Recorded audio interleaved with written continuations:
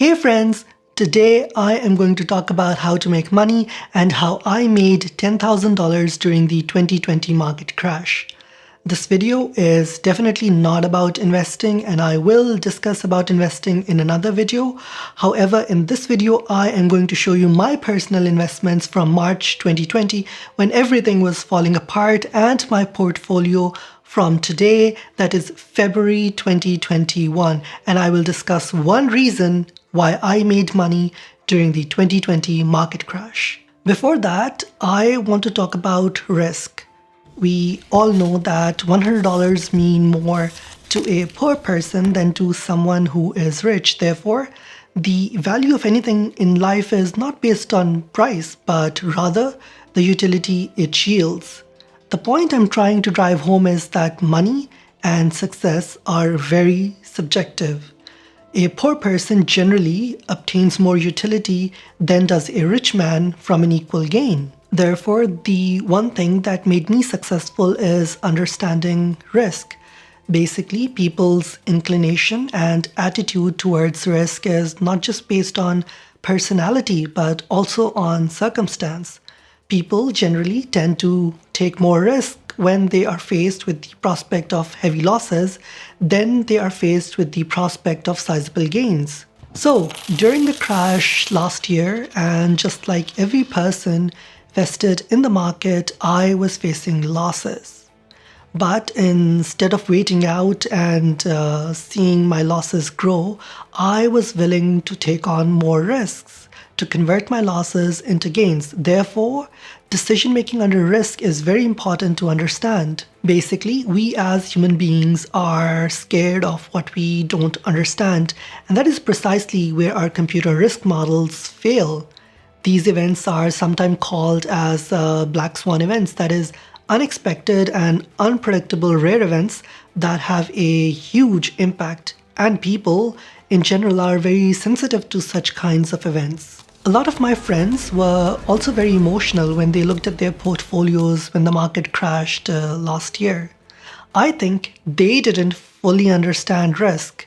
In my observation, they used to take risk when they heard positive news, and they were more risk averse during the crash because of all the pessimism about the future.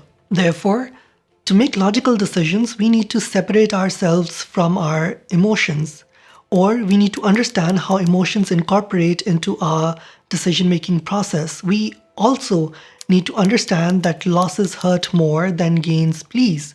Therefore, the understanding of risky choice is what I feel made me make money during the crash. Now, let's get back to the fun part and why all of you are here. So this is my investment statement from March 2020 when everything crashed last year. Now, I don't want you to focus on what I hold and why I hold it. You'll see the investment statement on the screen as well. What I want you to focus on are two numbers at the bottom. $11,664.70 was what I had before the market crashed, and $8,548.35 is what I had when I got the statement at the end of March 2020. So that's about a loss of 26.72%, roughly $3,116.35. And this is a snapshot of my portfolio at the time of creating this video. Again, you'll see it on the screen, but what I want you to focus on is the green figure at the top. That's around $7,424.25, which when converted to where I live, which is Toronto, Canada, are around 10,000 Canadian dollars.